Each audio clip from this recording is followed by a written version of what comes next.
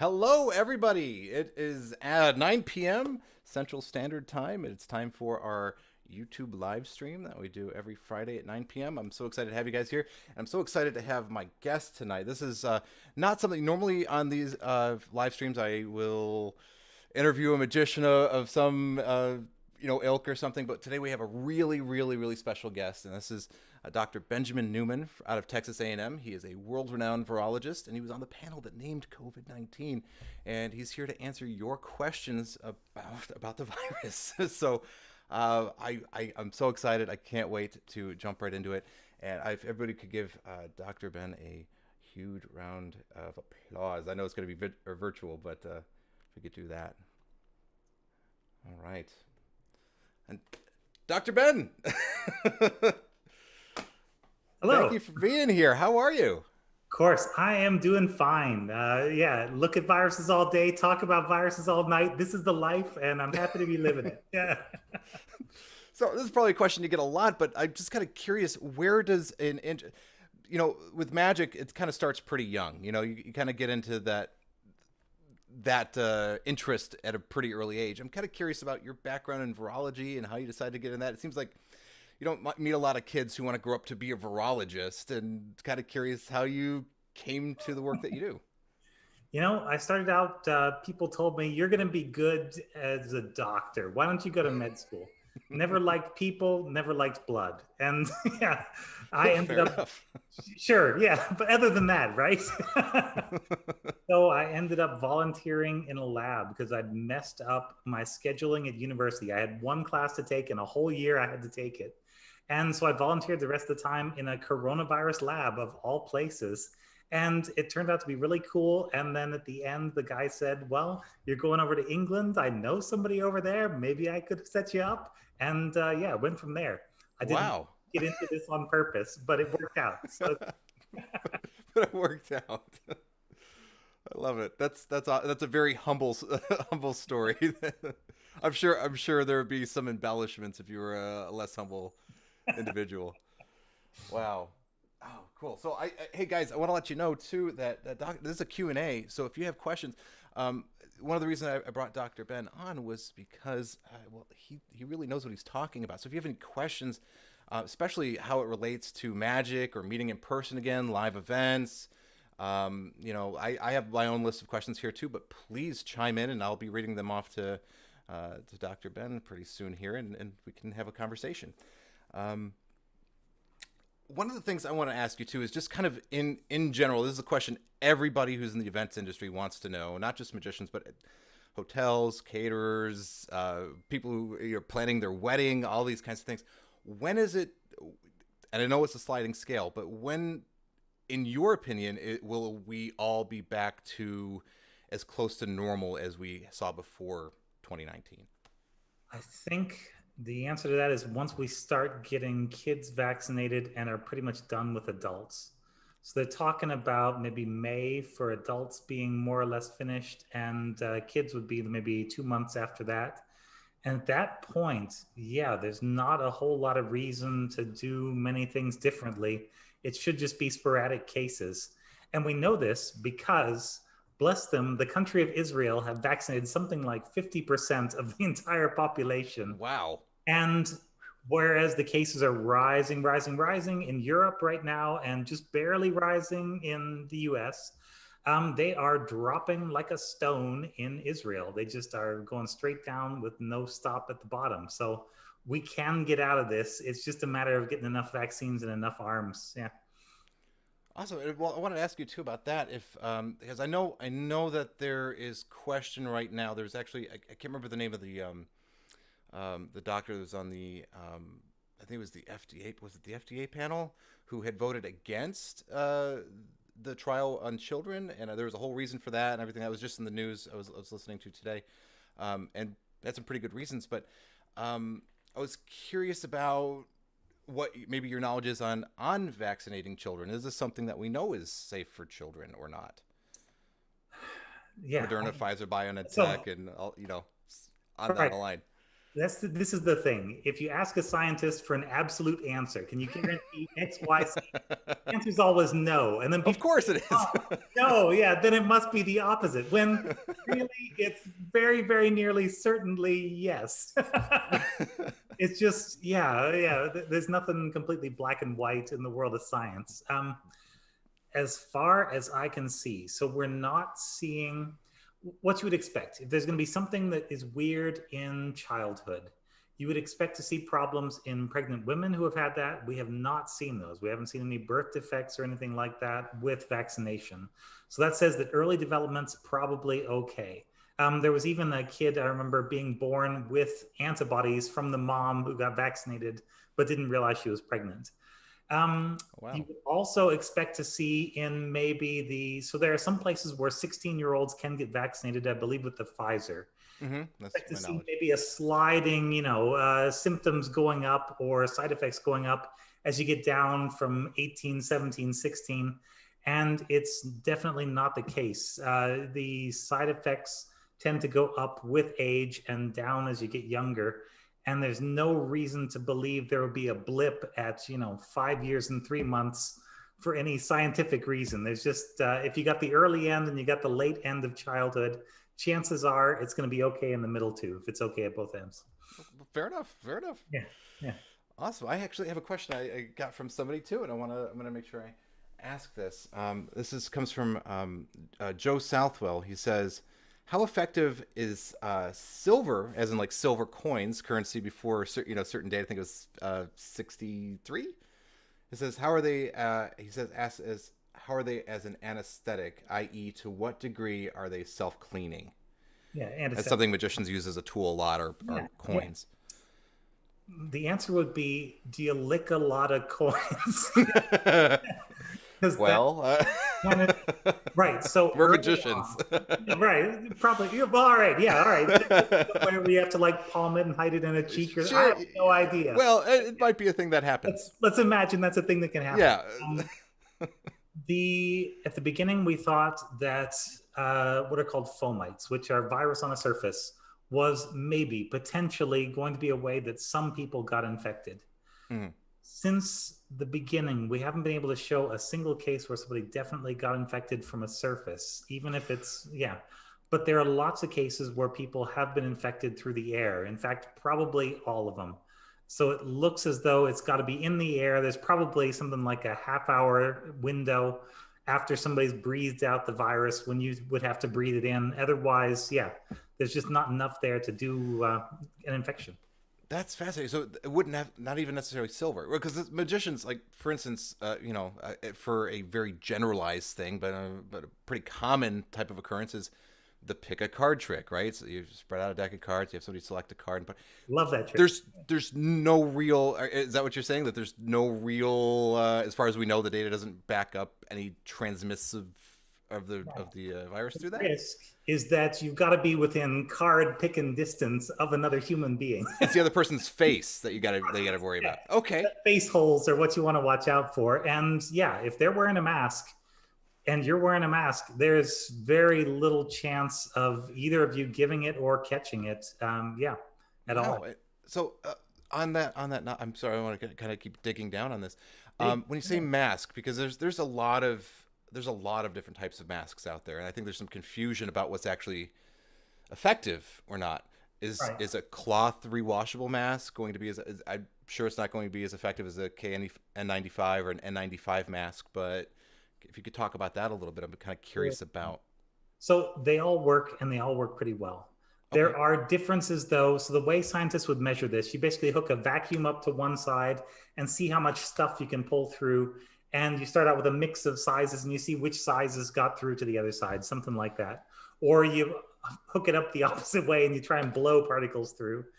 And so, based on this, we know that N95s are great, but if you want to go a step better, you can custom make a mask out of a HEPA filter vacuum cleaner bag. Yeah. Wow. Um, the big difference between masks is breathability. So they're all pretty good at trapping the little particles of water that would have virus in them. But some of them, like the multi-layer cloth, are going to be kind of hard for you to pull air through. So they're going to have a higher resistance, but still do the job. So it's more a comfort thing. That's why I like the N95s over some of the other ones. But effectiveness is pretty similar. The less effective ones are like the little gaiters that you pull up. And it's Hmm. just because they're not making a seal anywhere. And the mask has to make a nice seal. You have to have that little sort of bend, U bend right around the nose. And then, yeah, then it's fine.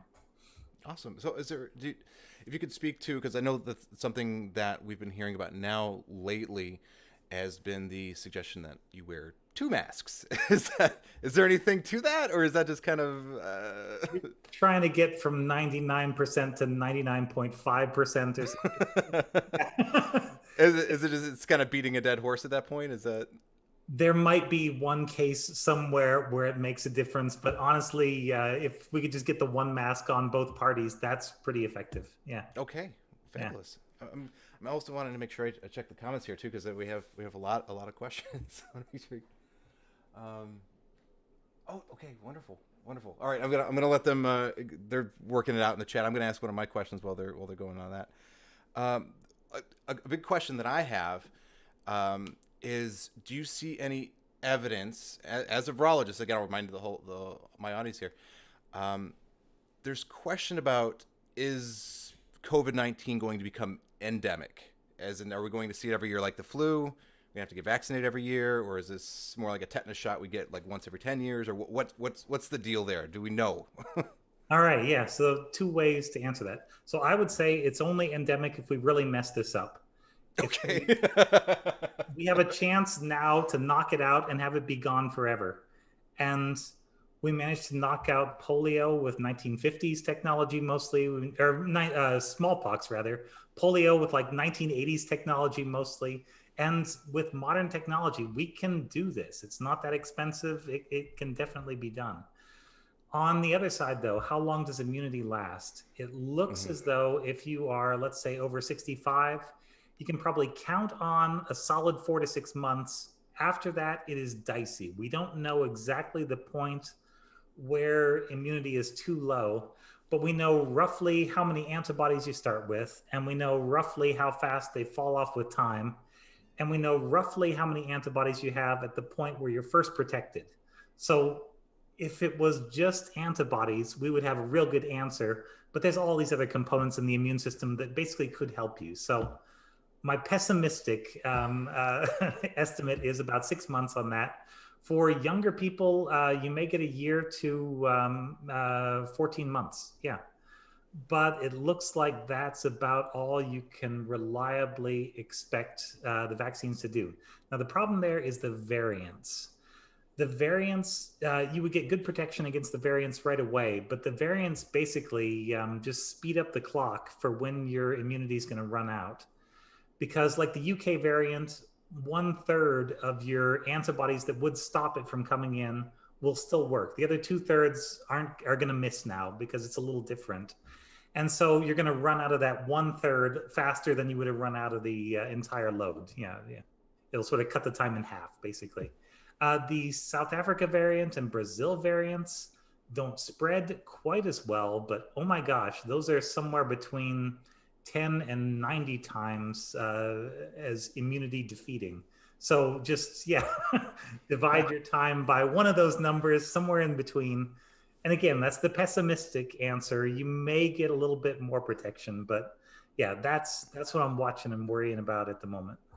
So if I'm understanding what you're saying, if we can get everybody vaccinated as fast as possible, we can pretty much kill it Yeah. entirely. Imagine a 6 month window, which is when the first person who got vaccinated is going to possibly run out. Hmm. And if you hit the entire world in that window, yeah, there's nowhere for the virus to go, and it goes down, down, and out almost immediately. Yeah, Wow. Okay. Well, let's hope we get that. yeah, right. Yeah, big ask. Knocking on wood. Yeah, that'd be very nice. Yeah. I have a question from it. He says, is there any disability that would exempt a person from wearing a mask? So there aren't any disabilities where the disability would make it better if you got COVID. Um, for pretty much everything that would be a concern, like problems with asthma or breathing or autoimmunity, those all really accelerate COVID-19 if you do get it. They're super big risk factors, particularly even mild autoimmunity seems to be a giant driver. So there's really no situation where you're better off not wearing a mask than wearing a mask, I would say, based on any kind of medical grounds. I think when people don't wear masks, it's for other reasons that are not medical. Yeah, Well, for the most part. yeah, fair enough from an expert. So we're gonna take that. Yeah. Excellent. Does being vaccinated mean that you can stop wearing a mask? This means, and I mean, whenever I ask fully vaccinated, I'm not saying you got your 2 shots, but you've got your shot. You've got 3 weeks later, or 4 weeks later, depending on which shot it is, or Johnson Johnson, I guess would be one, but Moderna and Pfizer, BioNTech, and all those 3 weeks. They're You get all, your other one, yeah. and then you get your antibodies after another, what is it, 2 or 3 weeks, and then then I would consider that fully vaccinated. Would then you be able to go without a mask? You would be taking your chances. You would Okay. have a 10 to 30% chance if somebody walked up to you and happened to not know it but be positive, still come down with it.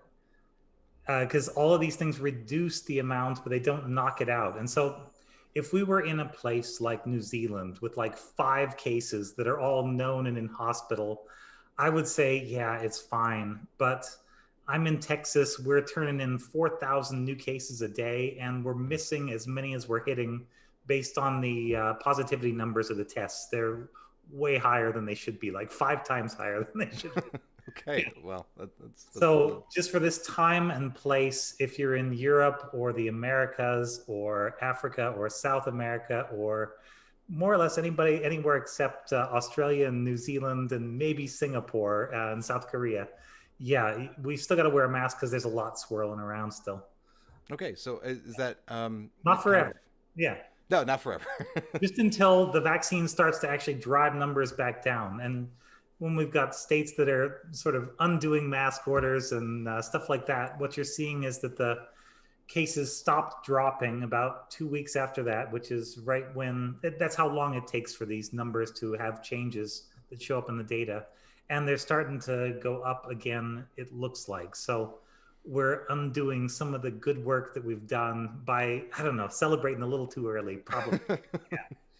Yeah. Well, and I think I understand both the from the science perspective and also the human perspective, which is, Oh, it's terrible. dang it, I really wanted Hate, to hate masks.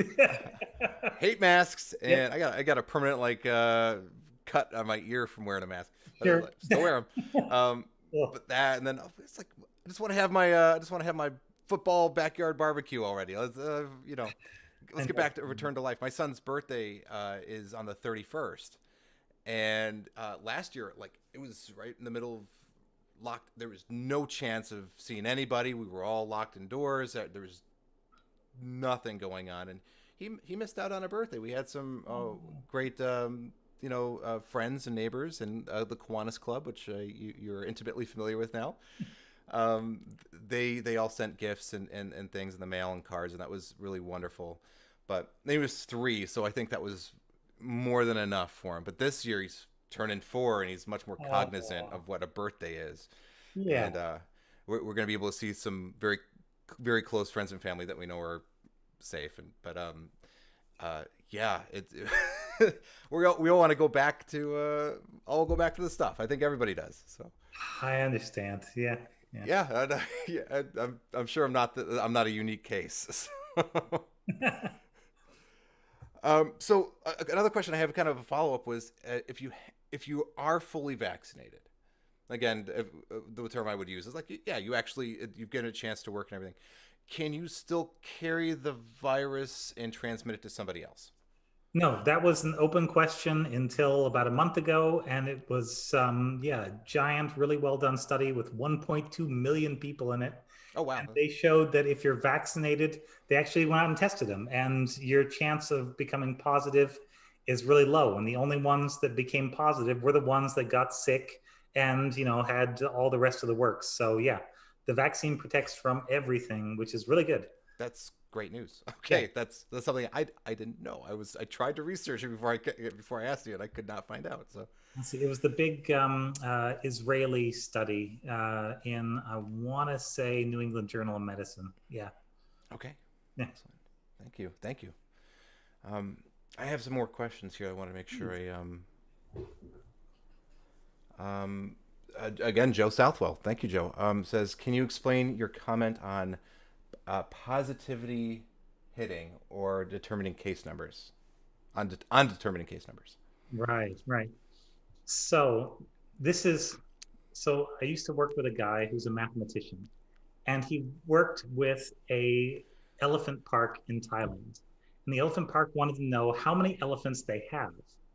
And each day they'd send a guy out, and this is not an anecdote. This is just what they actually did. Oh, Send a sounds guy, like the setup of a punchline or something. yeah, right. No punchline. No This punch. is serious, okay? As serious as counting giant elephants can be. And so one day they would see six, one day they would see three, four, five, two. And so the question was, what portion of this did the person cover? How many of the elephants did they see? Because you're never going to catch all of them. And if the elephant's walking, 100 yards in front of you, you may never see it.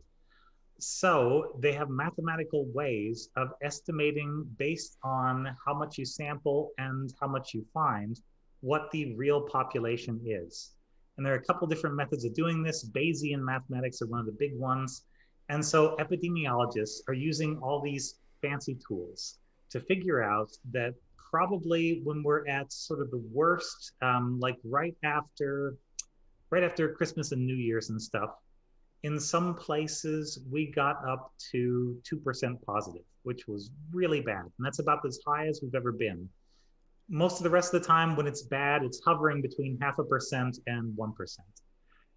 Overall, like if you sampled everybody, that's what you would actually find. But if you look at the tests that are done right now in Texas, you'll see that, I mean, the last I checked, they were about 11%, and I would bet they're up closer to 12 or 13% right now, positive. Hmm.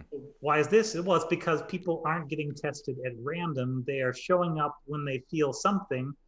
And some of the time it's COVID, and maybe 90% of the time it's something else, or they're just, worried, or work is making them do it. And so when you have a test positivity rate that is way higher than the actual positivity rate, that tells you, and again, you're statistically modeling this, but that tells you that you are missing a vast number of cases because not everybody feels enough symptoms to go and get tested. And so 50 or 60% don't have any symptoms, and they will just be walking around the world spreading virus and not knowing any better. Two people that I'm close to have actually tested positive. They got infected right around the time they got vaccinated.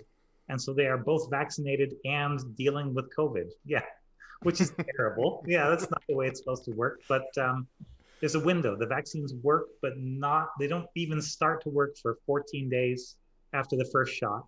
And they really kick in about a month after the first shot, whether or not there's a second shot. Yeah. Okay, excellent.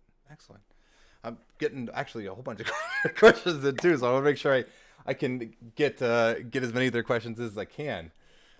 They just keep popping in. Thank you for taking the time to answer that too. Mental Crash says, if someone gets symptoms from the vaccine, are they contagious with anything?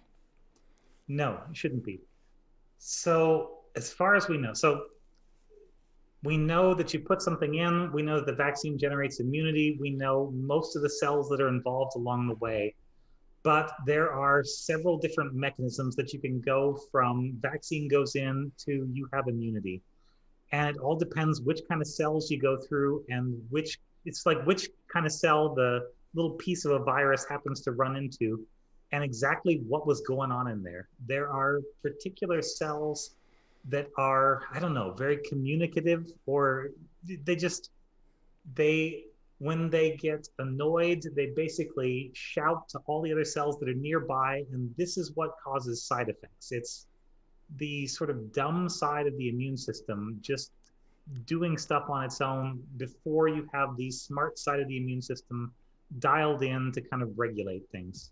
I probably jumped ahead too much on that. If you want to unpick some part of that, please follow up. Well, I want to ask too, because this is something I think is related. We've been talking about the vaccines and the different types of vaccines. Something I've noticed just in my day to day is the question about. There seems to be some people who are resistant or uncomfortable with the different vaccines. I understand that some of them are on moral or ethical grounds. They have some feelings about like the Johnson and Johnson vaccine, for instance.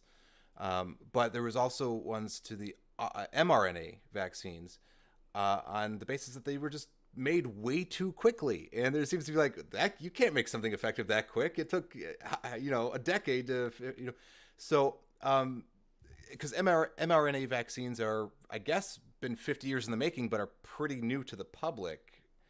And so I was hoping you could kind of talk about those and how those are Right. developed. And It's one of those things where have you been keeping your eye on everything that's been going on in labs? The answer is I sure. no, I watch my own particular area, but there are journals, and all of science basically has to happen in the public through these journals and things that you can read about. So anyway, you can go back to 2007 is the first year that they were actually doing human clinical trials with mRNA vaccines. And that's a while ago. That's actually hmm the year the first iPhone came out. And so it's like really a long time. Yeah.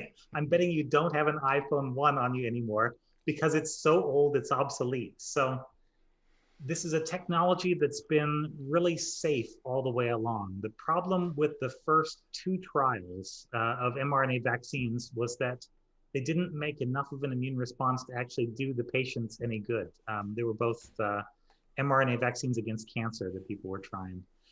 And the big thing they figured out here, they made a couple changes to the spike protein that make it work a lot better. They make it really stable and really easy for the immune system to pick up. And that is the thing that I think has made mRNA technology feasible finally. It's not that it was dangerous before, it's just that it was fine, but kind of insipid. It just didn't do much. Yeah. Excellent. Okay, and if you could talk about kind of because I've heard a lot of different things again about the Johnson and Johnson vaccine. It works different from an mRNA vaccine. Apparently uses human Yeah. stem cells or something of that Oh, nature. yeah. So if you could share just kind of Yeah. what it is and kind of help Right. unpack that. So in terms of what the vaccine does, Johnson and Johnson is the spike gene, but inside of a little protein shell. The mRNA vaccines are the spike gene, but in a sort of a lipid shell. And lipids like a sort of a fatty thing. And honestly, in terms of what those shells do, they're no different than the different colored shells on different M&Ms. They're really there to coat the outside and deliver the contents, deliver that smooth chocolatey contents Mm. yeah, for sure. The stuff you're talking about there is basically all stuff that happens back in the kitchen. And as long as you're just looking at the food that's coming out into the restaurant, they are the same. So you're talking about different ingredients that it takes to make one versus the other. Like an mRNA vaccine is basically chemically synthesized. You're going to use an enzyme for one part, and then you're basically just feeding in raw material into a big metal tank, and I imagine stirring it with a giant spoon. Yeah. For the ones like the Johnson and Johnson, AstraZeneca, and the Russian vaccine Sputnik 5, those are all vaccines you have to grow. And it's the same thing with the Novavax vaccine and the Sanofi vaccine, which are on the way and in some trials. So these are things that have to be made inside of a living cell. And so what scientists will do is they will look for what is the most efficient way that I can basically farm cells. And so there are a couple of kinds of cells. One of them is a thing called a 293 T cell. And I love those because in order to farm a cell, you have to put your gene inside of it, and then the cell has to accept your gene and then start doing whatever it is you've told it to do. With a 293 T cell, you can hit about 90% of the cells, and they will start doing what you want. Oh. Any other cell type I have used, it tops out at about 25 to 30%. And so you get 3 times as much efficiency if you use the 293Ts.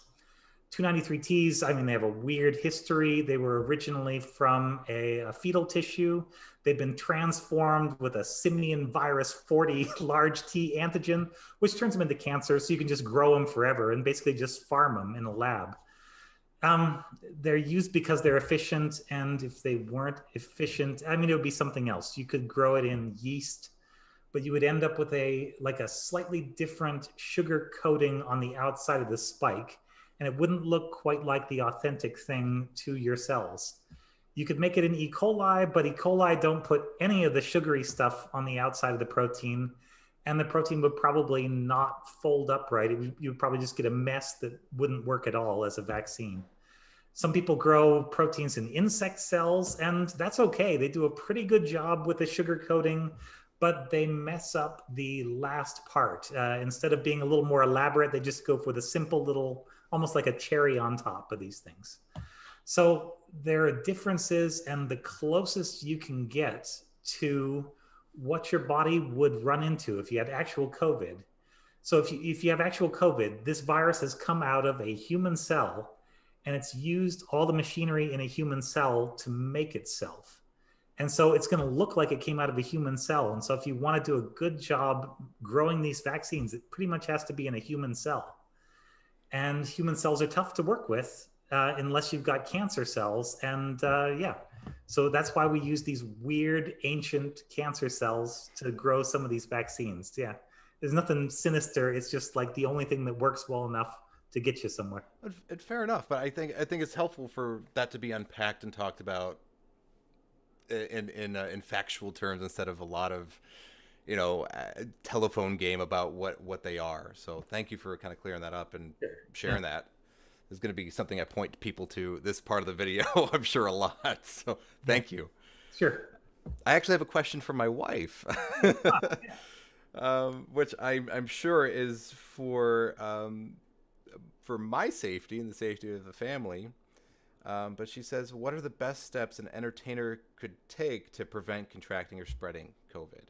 Somebody who's working in live audiences and maybe in pretty close quarters with live audiences. Yeah, I mean, close-up magic is way more awesome than far-away magic. I gotta say, yeah. Careful, you gotta. Yeah, okay, sorry. I agree. No, I'm kidding. Yeah, as long as the performer is wearing a mask and as long as the other person is wearing a mask, it doesn't really matter how close you are. It's just when one or the other is not wearing a mask, then you have some risk. Figure that 1% of your audience is infected but does not know that. And on a bad day, it could be as high as 3%. Yeah, you may get lucky. So 3%, 1 out of 30-ish. Yeah, that's, those are numbers that you will run into. So yeah, definitely. You got to assume the worst, take the precautions to prevent the worst, and then you may get lucky and it won't even be that bad. But either way, you're safe, is what I would say. But these are like opinion questions, like how would I handle it, rather than here's the hard science that. Well, sure, but I think your opinion is maybe a little a little bit more informed. So a question that I work in Texas. We don't have mostly. And we don't have a mask mandate anymore. And I have done a limited number of shows, not many, but I've done some over the past year, where not everybody was masked up. Yeah. And that is a real concern, because if you're already at the event, it's like, well, okay, what do you do? I mean, you can say, hey, in my contract or whatever, hey, to do this, I need everybody else to be masked too. You get there, and then they're not. Yeah.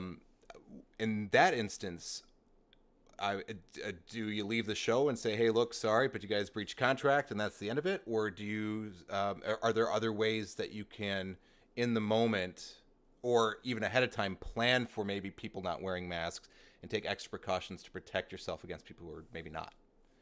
I'm thinking, can you have masks loaded in different parts? And Yeah, well, yeah, but it's not everybody's going to respond well to that. That's kind of the, No, right.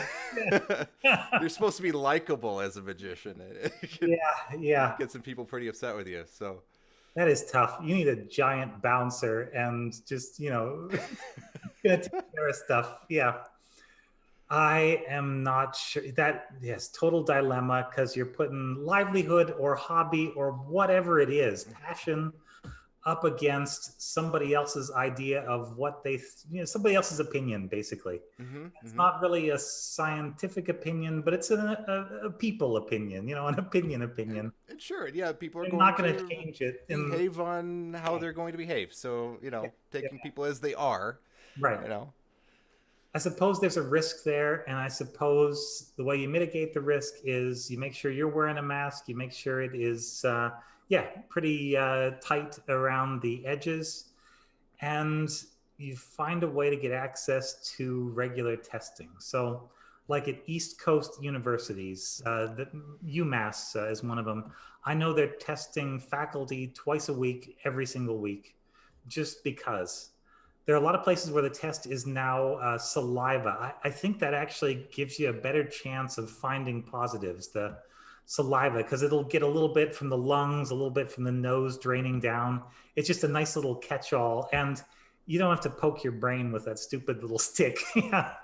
It Ah, doesn't yeah, seem to be that's a a whole pleasure. lot of benefit in that. It's just the thing we used to do for flu. And so rather than try to reinvent the wheel, they were just like, well, let's see if it works for COVID. Okay, good enough. Let's go with it. Yeah. So Sure, a lot of just well, we haven't dealt with this in a long time or ever, so let's make our best guess. that's it. Yeah. Fair enough. Fair enough. And I think I wanted to kind of ask you about this too because I think that there's also been a lot of um, and in no way is this channel a political channel. I will never ask you a political question. Um, I am completely politically agnostic on this channel. But there are stories on both sides of the aisle about, oh well, you said this before, but now you're saying this, or at first you didn't need to do this, but now everybody has to do this, or what's and there seems to be the critique or criticism that there is a lot of flip flopping of information that's coming out. I was hoping you kind of talk about Love to. how. Okay, Right. thank you, please. All right. So the job of science, I don't know, people who aren't in it have this different idea of what it is. My job is to stay neutral on everything, to only be convinced when overwhelmed with facts. And as soon as new facts come along, I have to change my opinions. And there are times when I do not want to change my opinion because it hurts and I do not like it. And I said, but that was so dumb, and I was sure that was wrong. But you have to. Otherwise, you are dead as a dinosaur and you are no longer a scientist, basically. Now, on the outside, what that looks like is, yeah, this is the thing. And now, whoa, now the opposite is the thing. So, with science, the way you can tell a good scientist is that they are as close as possible to fully up to date. When you hear different opinions out there, they're usually opinions that were the best possible scientific opinion. Some of them were the best opinion you could have got maybe back in last February when we didn't really know much about this. Some of the best opinion from April, June, July. But in each of those months, you get these new scientific papers coming through. And not every paper makes it into my personal data bank of things that I'm going to use and trust. I would say I read more papers and say, well, that's garbage, or you forgot this part, or you're not testing what you think you're testing. Those are the ones that I won't ever talk about again unless somebody brings them up, and then I'll say, well, these are the problems I had. Yeah, with it. Um, but yeah, you got to keep constantly updating and moving. Yeah, can't ever sit still and be a scientist. And so, what I think happens is you've got some people, in particular, it's been doctors, and I think part of it is just because they are really busy. They don't have a lot of time on top of everything they're doing, actual life and death stuff, to be reading journals, talking with other scientists, staying up to the latest stuff. And so you'll get people that are still saying, got to use hydroxychloroquine. You'll get people that are saying, well, we don't know for sure if masks work. And I mean, there were studies in May that showed very conclusively that the masks are really effective at blocking transmission, almost 100% effective. But if they haven't got that far, then they can't tell you about that bit. And as a scientist, I would just say, okay, this is somebody who's behind. You can give them a little extra information, or I would say maybe don't, take everything they say at face value. But yeah, a good question is, what's the last paper you read, and what's the one before that, and maybe what's the one before that. And if they're not all from like this week, then you probably have a problem. You're not dealing with expertise. You're dealing with a human opinion that may have once been based in expertise, which is now outdated. Yeah. Okay, so science moves forward. Science moves. Yeah. It's not stagnant. We're not a geocentric model, right? We have a Right. heliocentric Right. model, right? Yeah, fair enough. Yeah. I have another question from Joe Southwell I'd like to ask. He says, how long is natural immunity versus vaccinated immunity or vaccine immunity? Right. So we don't have the good study that I would like, where you have 500 people that got the virus on the same day, 500 people that got the vaccine on the same day, and you test them every day for a year. I don't even know how you could get those people to do that study. That's what you need to definitely answer the question. But what you can do with science is you can say, well, all right, here are these other studies that kind of get close to the answer. And that's as close as we're going to be able to get. So, yeah, with that in mind, what I saw most recently was out of Brazil. They showed that in people who were infected but never reported symptoms. Now, reporting symptoms, when you give a person a questionnaire, they don't always tell the truth on the questionnaire. No, they don't. Oh my God. Magicians know that too. How could that be? Yeah. What? Right. Yeah. So maybe some of them did, maybe some of them didn't, but they found that it was something like 90% of them had no detectable antibodies 5 months after they first tested positive. And it had dropped down. It was something like half of them were out of antibodies after about 3 months. So that was with natural infection. With store-bought infection or store-bought immunity vaccination, our best studies go out 3 months. But in the 3 months, you see that the antibody levels only drop a little bit. And we just look at antibodies because they're easy to look at. To do other tests, you'd have to take a whole bunch of blood, or, I mean, you could do great tests if you can dissolve a person and, sort. There's reasons you wouldn't want to do that if we just say it. That's very Breaking Bad of you. Scientific. Yeah. Want an accurate answer? There are ways. Yeah. Just sometimes you don't want that accurate answer. It's just maybe not. Yeah. It's okay. It's okay. Yeah. No, I just got an image there. Thank you for that. So what we think is, so a coronavirus, SARS coronavirus, has 28 different parts in it, and they're in a particular order. And every single variant has the same repertoire of parts, that do the same stuff.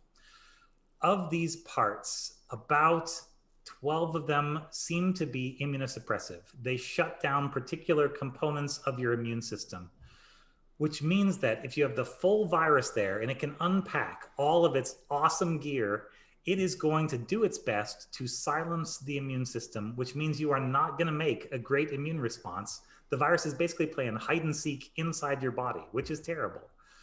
With the vaccine, you're only taking the one most visible part that has no immunosuppressive properties, this spike gene, and you're just showing that to the cells.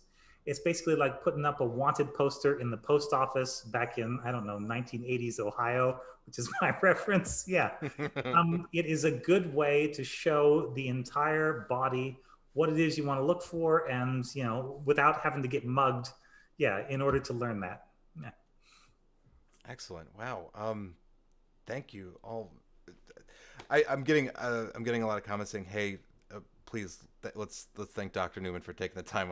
Thanks, Dr. Neuman. I think that's about all we have time for tonight. But my gosh, did we unpack a lot? And I'm so grateful to you for coming on the stream and answering our questions. I think you've dispelled a lot of myths and maybe some partial opinions or thoughts that maybe we had, or uncertainties, and maybe I feel a lot more confident about how I can move forward and protect myself, my family, and my community. And I'm just extremely thankful to you for taking the time to talk with us today. So thank you very much. You're very welcome. And I think a lot of the time when people have doubts is because they have questions that they haven't been able to get a good answer to. And if you give more questions, I'm here. I'll try my best. Yeah, I don't know all the answers, but I'll try. And if I could ask just as a closing question,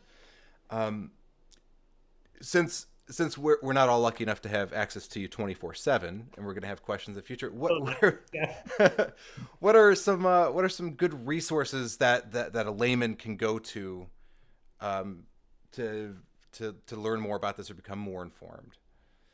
I think the coolest thing with rotating models and exactly what's going on is called Next Strain, NEXTSTRAIN. They have the best, like up to the minute on what the virus is doing itself. If you're talking about what's going on in the world, where's it going up, where's it going down, you want to know any number, vaccinations or whatever, I like either Our World in Data or Worldometer. And it's just worldometer.com or worldindata.com or .org, something like that. Those are just straight data sites, but they'll have like a sentence or two on top of each graph that tells you what's going on. And yeah, you can just get a quick update on anything that you want to know pretty much, I think. Yeah.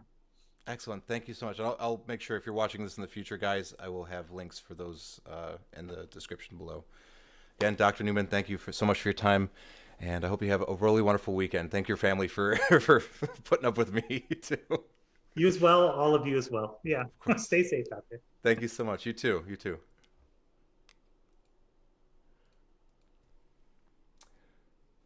Okay. Well, there was Dr. Benjamin Neuman from Texas A&M. Came and answered your questions on COVID. So I hope that you got your questions answered. I hope I tried to make sure I was paying attention to as many questions that could come in. If I didn't answer your question, I'm very sorry. But hopefully you guys got a better understanding now of where we are. And I will make sure to leave links in the comment section, or in the description below that Dr. Neuman talked about. I'll find those out and leave those for you guys in case you're watching this in the future. Thank you guys all very much for watching. I hope you have a great weekend. Stay safe, hug your kids, and eat your vegetables. Go